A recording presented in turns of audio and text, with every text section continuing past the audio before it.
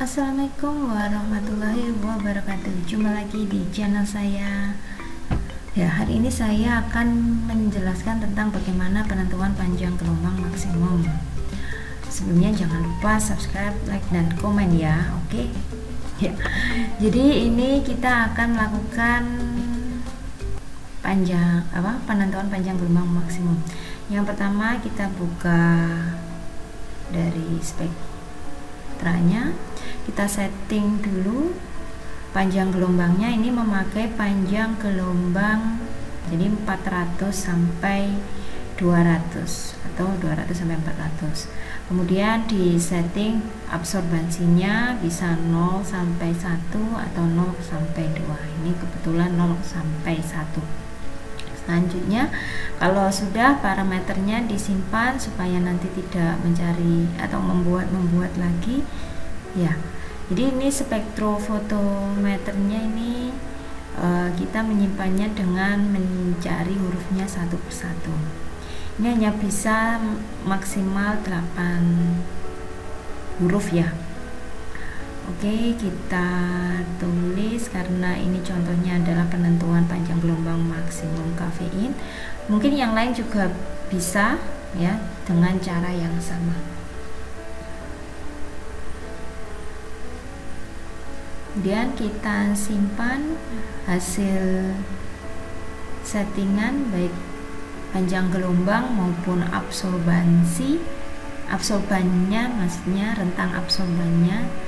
Nah, ini kita bilas kuvetnya terlebih dahulu dengan Aquades supaya bersih. Jadi setiap kali sebelum melakukan apapun selalu bilas kuvet dengan Aquades, baru kemudian bisa dibilas dengan larutan yang akan diuji. Oke, bilasnya 3 kali ya, seperti biasanya.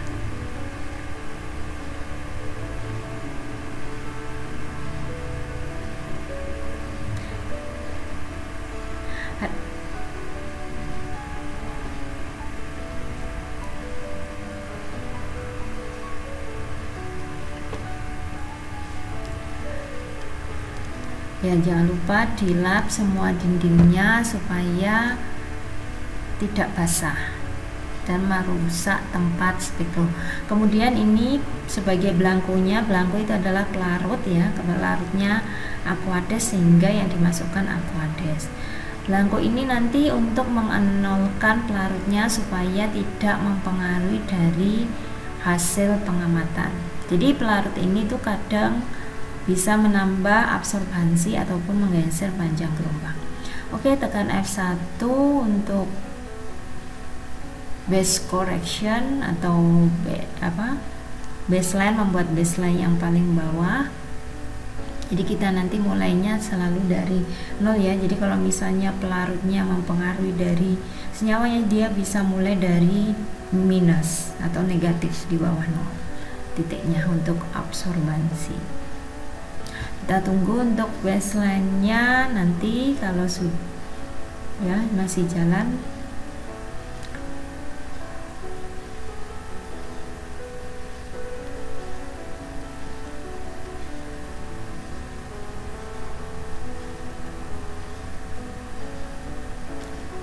Jadi penggunaan baseline ini berlaku setiap kita melakukan pengujian, tidak hanya menentukan panjang gelombang, bahkan untuk penetapan kadar juga harus melakukan baseline correction dahulu.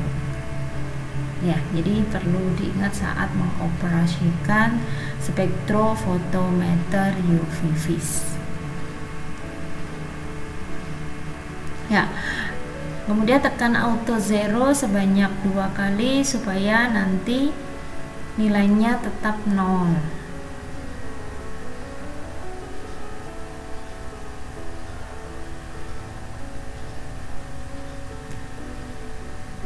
Ini juga salah satu tutorial penggunaan spektro supaya saat praktikum offline nanti kalian sudah paham.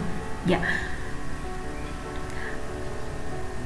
Kalau sudah keluarkan kuvetnya, baru kita ganti dengan larutan sampel.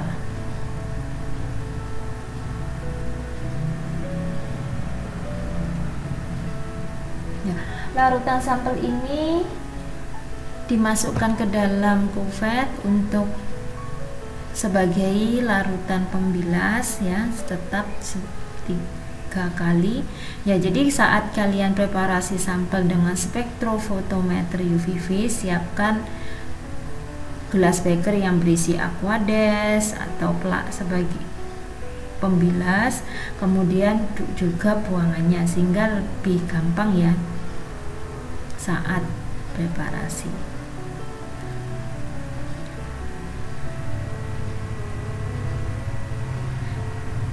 Ya, mengisinya jangan terlalu penuh untuk larutan yang akan diuji supaya nanti tidak tumpah ke dalam kuvet.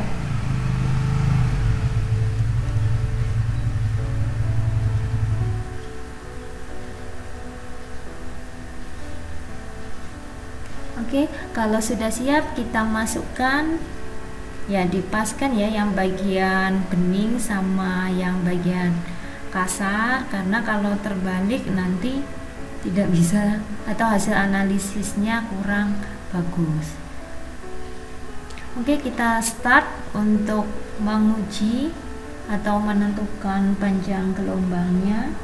Nah, pengujian ini juga bisa digunakan untuk pengujian spesivitas, mencari panjang gelombang maksimum atau membandingkan antara panjang gelombang maksimum hasil pengujian dengan standar yang ada. Ya, ini salah satu tahapnya. Nah, kita tunggu. Nah, kalau misalnya sudah dilakukan baseline correction, maka kita juga akan start mulai dari garis 0 ya. Jadi jangan lupa untuk melakukan baseline correction. Oke, biasanya ini kalau beberapa orang malas ya, tapi jangan malas untuk mendapatkan data yang bagus. Kita tunggu ya hasil analisisnya di panjang gelombang UV 200 sampai 400 nanometer. Kok kita bisa tahu setting dari panjang gelombangnya? Nah, karena ini saya sudah tahu bahwa yang akan diuji adalah kafein, maka kita bisa cari literatur berapa sih panjang gelombang maksimum dari kafein. Kemudian kita setting dari spektrofotometer UV-Vis-nya di panjang gelombang sesuai dengan literatur. Terus bagaimana kalau misalnya belum tahu kira-kira berapa sih panjang gelombangnya? Ya, kalian bisa melakukan setting panjang gelombang antara, karena ini UV dan visible berarti 200 sampai 800. Yang 400 ke atas berarti panjang gelombang dari visible. Gitu aja sih. Ya, ini sudah mulai bergerak ke atas ya. Nah, nanti kita akan lihat berapa panjang gelombang maksimumnya dari kafein.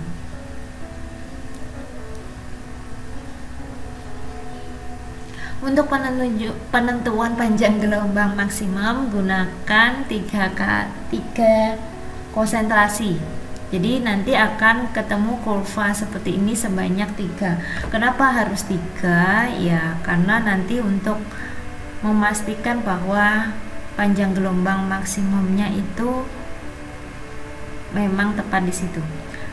Nanti kalau sudah mendapatkan 3 panjang gelombang maksimum, kalian berarti bisa membuat rata-ratanya dari ketiga panjang gelombang itu.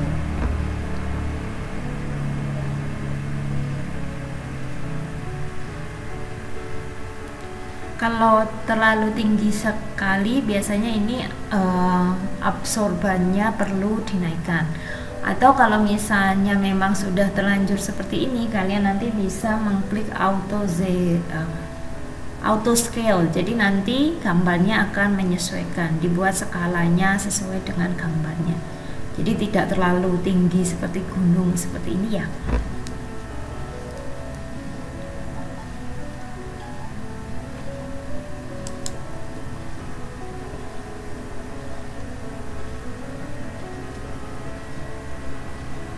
Ya, kita tunggu sampai hasil pembacaannya satu konsentrasi.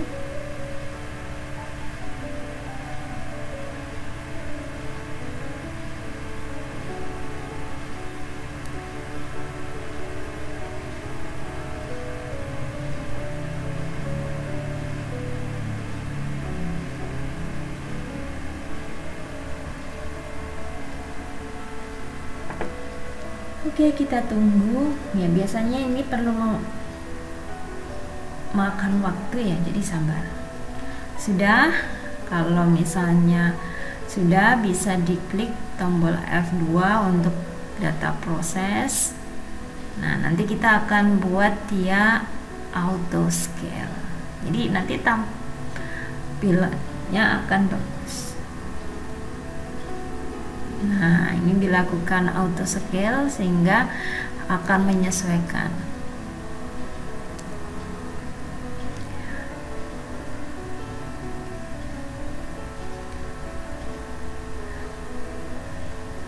Nah, untuk menampilkan data bisa dilihat di bagian data atau juga di print ya. Oke, ada dua pertanyaan. Tentukan panjang gelombang maksimum dari standar kafein tadi dan jelaskan tujuan dari penentuan panjang gelombang maksimum kafein. Ya, jangan lupa ya subscribe terus di channel Kak Anita. Terima kasih. Wassalamualaikum warahmatullahi wabarakatuh. Dadah.